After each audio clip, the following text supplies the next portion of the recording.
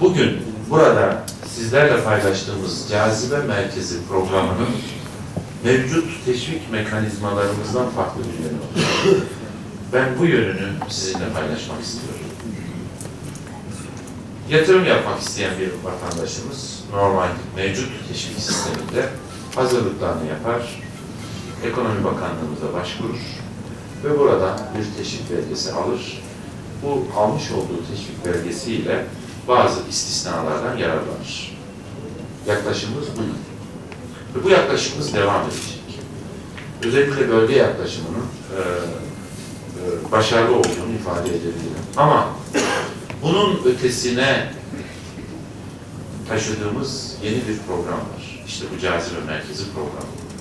Bu program ile iş dünyamızın, yatırımcılarımızın, girişimcilerimizin önünü daha net görmelerini sağlayan ve bir paket olarak sunduğumuz bir mekanizmayı hazırladık ve sizlerin huzuruna getirdik.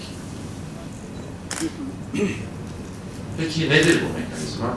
Ta işin proje fikrinden başlamak üzere yatırım yapmak isteyen bir yatırımcı, bir girişimci, işin başında,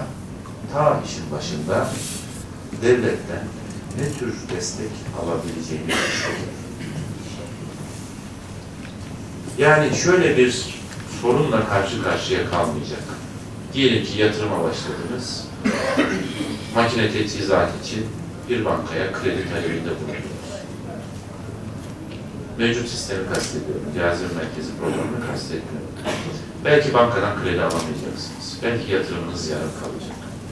Geleceğe yönelik bir tereddüt yaşıyor idiniz. Ama bu programda, bu sistemde geleceğe yönelik, yani sizin üretim aşamasına geçtiğiniz ana kadar herhangi bir sıkıntı, problemle karşı karşıya kalmayacaksınız. Birinci önemli farkı bu. Biz yatırımcıyı yönlendireceğiz.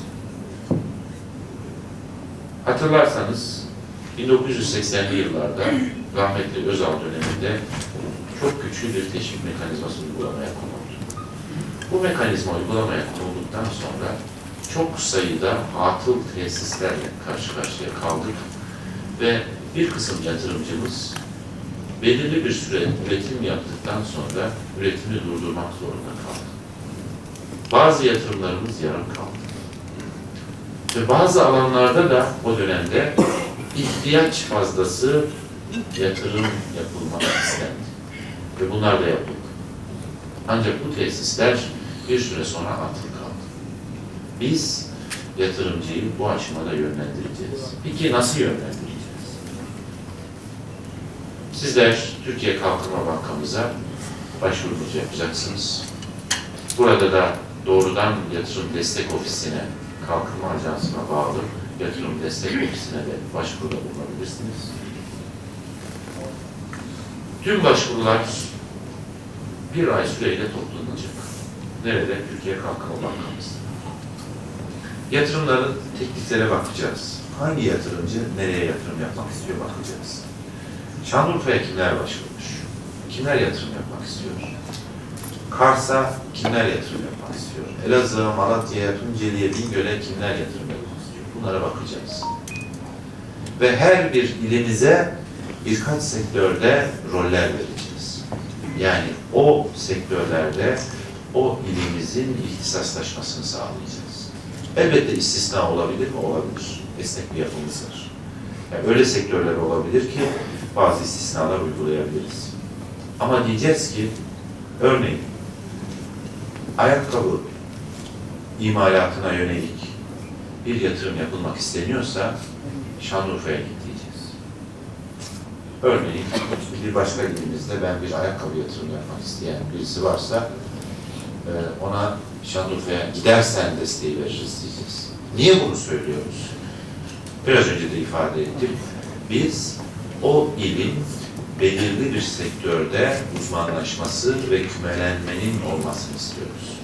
İşletmelerin sürdürülebilir olabilmesi için, sürdürülebilir bir yapıda bu işletmenin devam edebilmesi için bir küme oluşturmak zorundasınız. Aksi takdirde bu işletmelerin ayakta kalması zor. belirli bir süre sonra işletme sermayesi darboğazına girebiliyor, taleple ilgili sıkıntıyla karşı karşıya kalabiliyor.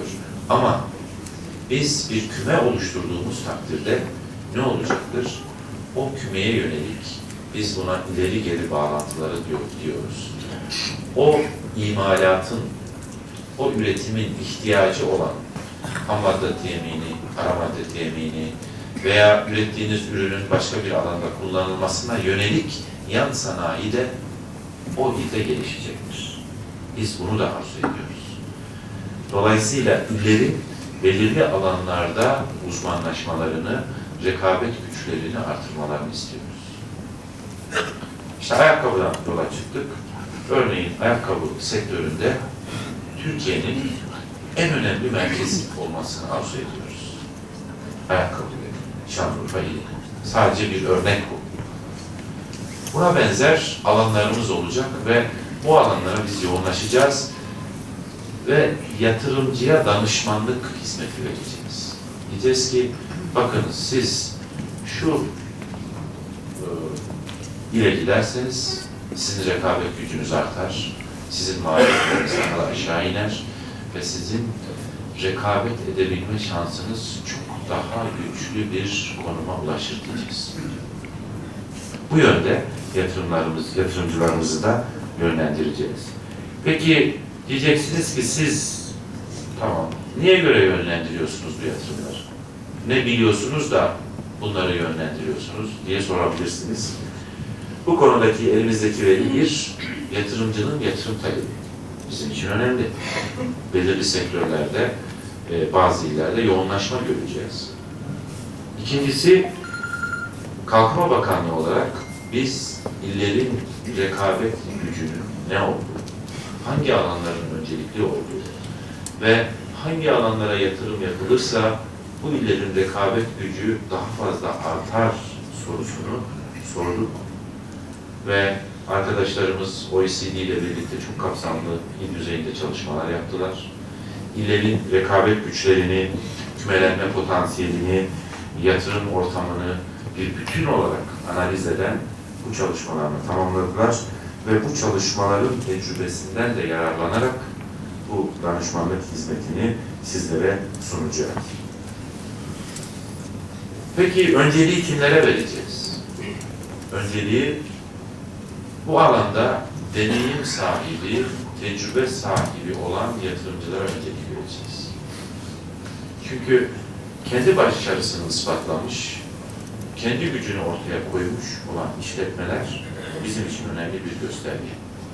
Dolayısıyla hayatında hiç imalat sanayi işine girmemiş veya hizmetler sektörü içerisine girmemiş, ne bileyim herhangi bir işletmeciliği olmayan bir kardeşimizin bu yönde bir talebi varsa bunları biraz daha ikinci aşamaya bırakacağız. Bunları reddedeceğiz demiyorum. Ama önceliği şu anda imalat sanayinde, hizmetler sektöründe, değişik alanlarda işletmecilik yapmış, yatırım yapmış, hizmet sektöründe hizmet veren, üretim alanında hizmet veren firmalara öncelik vereceğiz ki